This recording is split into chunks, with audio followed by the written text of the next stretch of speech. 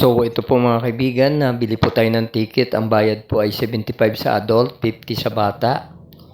At papasok po tayo sa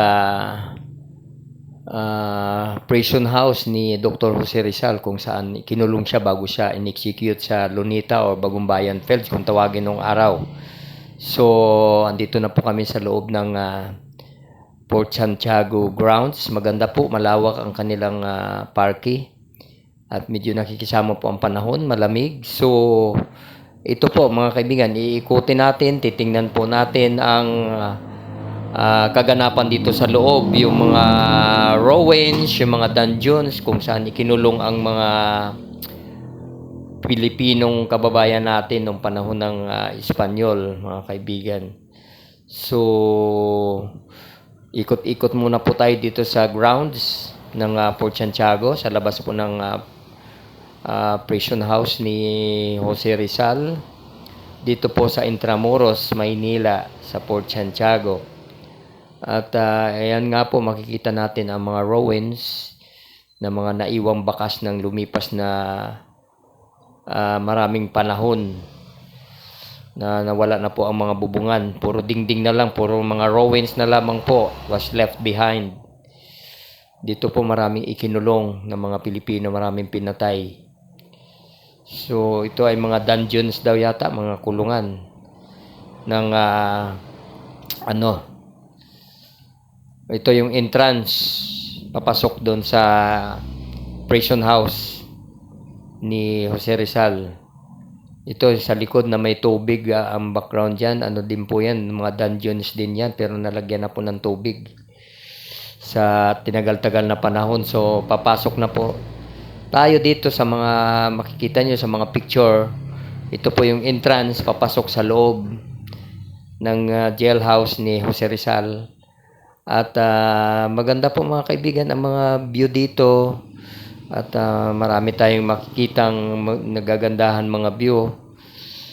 Puro mga structure na lang ng mga walls, mga remains nung panahon ng digmaan. So matagal na po itong mga ruins dito, for so many years na po. Ayan po, puro mga walls, Great Walls of Intramuros o Port Santiago. So picture po tayo mga kaibigan. That's my son taking picture. So maganda po, if you have time, why not visit the Port Santiago mga kaibigan? You can have a lot of historical memories in this area. Very historic place. Anyway, it's only very close. Madali, mura lang naman ang bayad, 75 pag adult and 50 sa mga bata. So, ayan po mga kaibigan, ikot-ikot tayo bago tayo pumasok sa loob para makita ang mga memorabilia doon sa loob ng pinagkulungan kay Dr. Jose Rizal. So, andito pa po tayo sa labas, tinitingnan natin. Talagang sirang-sira na po ang mga bubungan, puro mga dingding na lang na preserve. Ang mga dingding na gawa pa sa tisa ito, mga sinaunang paggawa ng bahay, panahon ng Espanyol mga kaibigan. So there it is mga kaibigan. Ito naman po ay sa likuran ng bahay. Ito po ang Ilog Pasig, ayan po ang Jones Bridge. Ayan, makikita natin ang Pasig River. Napakaganda po ng view.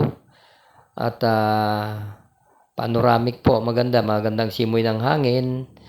Ayan, makikita natin ang bubungan ng Metropolitan Theater. Ayan po. Tapos makikita natin, ito yung likuran ng bahay na pinagkulungan kay Rizal. Itong sa baba, mga dungeons. At yun naman po ang Manila Post Office. Nakikita ang MacArthur Bridge papuntang Santa Cruz. Ayun ang Manila Post Office mga kaibigan. So habang nanonood tayo, pakinggan natin ang music ng waray-waray songs mga kaibigan. Pampagana po.